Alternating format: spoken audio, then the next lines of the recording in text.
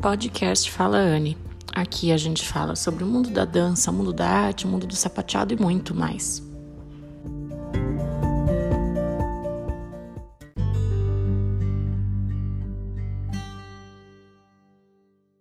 Seja bem-vindo a essa série especial onde nós mergulhamos na história e no desenvolvimento da dança em Sorocaba, explorando a sua influência no cenário artístico nacional.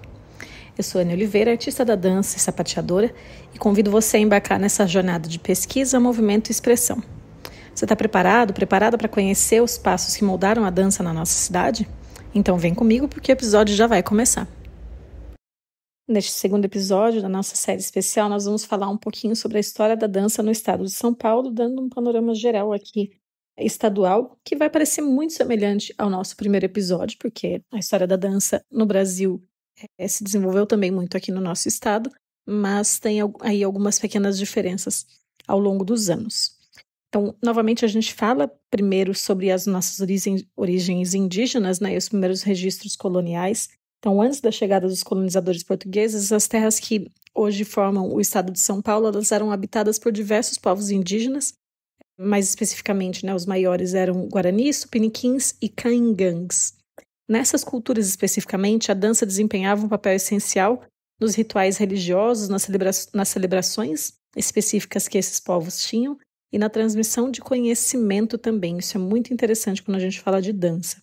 O conhecimento ele era transmitido por meio da dança, por meio do movimento também, para os povos indígenas aqui do nosso estado.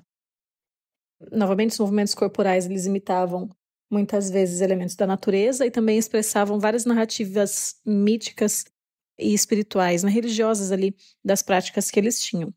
Com a colonização portuguesa acontecendo já no século XVI, né, perto dos anos 1500, o território paulista começou a sofrer várias transformações.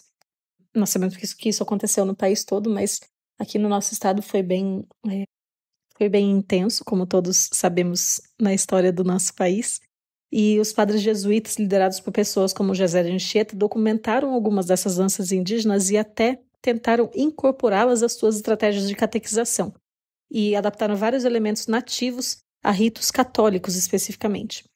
No entanto, isso é um dado muito importante, que é citado apenas em algumas pesquisas mais profundas sobre a história da dança aqui no nosso estado. A gente não encontra isso em muitos livros de história ou muitas teses desenvolvidas sobre a história da dança nacional. É um dado um pouco mais específico, assim, de algumas pesquisas um pouco mais recentes que você vai poder encontrar aqui na nossa bibliografia. No entanto, várias dessas práticas que eles tentaram inserir nas estratégias de catequização da época foram reprimidas e perderam muito espaço com o avanço da ocupação europeia.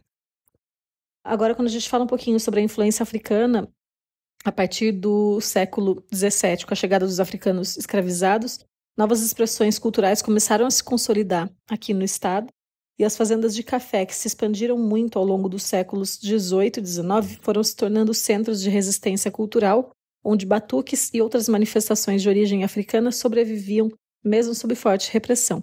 E aqui, quando a gente fala de batuques, é um termo específico que denomina uma manifestação cultural específica, tá? O jongo, por exemplo, ele tornou-se também uma das expressões mais significativas desse período, e ele surgiu em comunidades quilombolas e entre trabalhadores escravizados, combinando dança, percussão e canto numa forma de comunicação e celebração.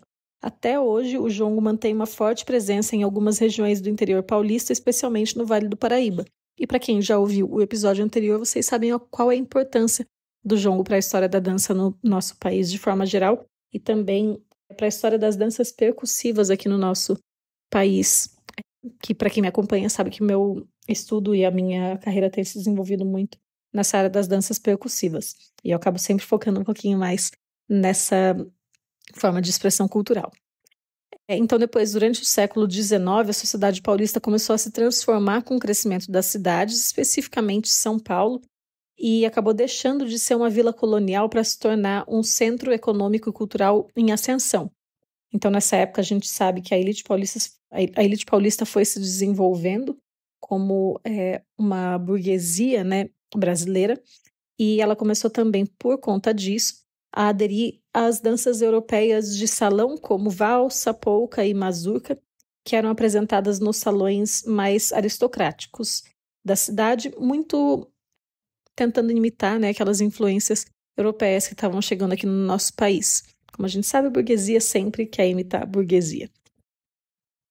No entanto, paralelamente a todas essas influências europeias que estavam acontecendo na aristocracia do estado de São Paulo, as classes populares também mantinham e reinventavam todas as suas próprias formas de dança, e o fandango trazido pelos portugueses já era bem comum no litoral paulista, no interior, principalmente entre os trabalhadores rurais. E aí, aqui nessa época, a gente tem algo muito importante se desenvolvendo também, que é a catira, uma dança tradicionalmente associada aos tropeiros e violeiros, que se consolidou como uma das expressões mais importantes da cultura caipira paulista, o que a gente também vai falar nos próximos episódios, um pouquinho mais sobre essa dança percussiva. Agora, já no início do século XX, o estado de São Paulo foi passando por um intenso processo de industrialização e urbanização, atraindo migrantes de diversas partes do Brasil, o que acabou tendo um grande impacto na cena cultural com todo esse movimento populacional, contribuindo também para o fortalecimento de manifestações como o samba. Então, o samba paulista ele se desenvolveu com características mais próprias, diferenciando-se muito do estilo carioca, e nos bairros operários da capital São Paulo, como Bexiga e Barra Funda, surgiram os primeiros grupos organizados de sambistas que mais tarde dariam origem às tradicionais escolas de samba paulistanas. E essa fusão entre o samba e outras influências musicais e coreográficas resultou em estilos como o samba rock, que se popularizou também nas décadas seguintes. Falando um pouquinho mais sobre a partir da década de 40, nessa época São Paulo começou a se consolidar como um dos principais polos de dança clássica no Brasil. Então a criação do Teatro Municipal de São Paulo foi um marco nesse processo, porque proporcionou um espaço para a apresentação de grandes companhias nacionais e internacionais, e a classe média também aderiu muito a essa ideia do balé como uma forma de cultura mais acessível a eles, né? Mais inacessível à população em geral, mas que eles tinham acesso mais fácil.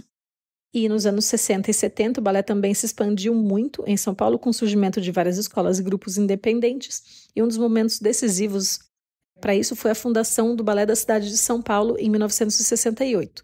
Ele foi inicialmente criado como o corpo de baile do Teatro Municipal, mas também acabou se destacando por suas produções inovadoras, incorporando principalmente influências da dança contemporânea e tornando-se uma das mais importantes companhias do país até hoje, o que se perdura até hoje. Na segunda metade já do século XX, São Paulo também se firmou como um centro de experimentação e inovação da dança contemporânea, que teve projeção a nível mundial, né, internacional. Figuras como Klaus Viana e Ruth Rachou foram fundamentais para a introdução de novas abordagens corporais, rompendo com aquela rigidez do balé clássico e abrindo muito espaço para a improvisação e a fusão de linguagens. Companhias como o Cisne Negro, que foi fundada em 77, e o Grupo Corpo, que apesar de mineiro, eu achei importante pontuar sobre ele aqui, porque ele teve uma forte atuação em São Paulo. Esses grupos, essas companhias ajudaram a projetar a dança contemporânea brasileira no cenário internacional também. Além disso, festivais como o Panorama Sesc de Dança passaram a desempenhar um papel central na difusão dessa dança experimental e no intercâmbio também entre artistas nacionais e estrangeiros. Agora, falando um pouquinho sobre os anos 80 e 90, novamente o que a gente falou no episódio passado, né, aquela influência do hip-hop no mundo, uma influência internacional, também chegou aqui a São Paulo, que acabou tornando-se também um dos epicentros do movimento hip-hop no nosso país. As periferias da cidade de São Paulo foram palco do surgimento de grupos de dança de rua, que encontraram no breaking, locking e pop algumas formas de expressão e resistência social, e eventos como os encontros no Largo São Bento, no centro da capital do estado, ajudaram a difundir a cultura hip-hop e a consolidar a dança de rua como uma arte legítima.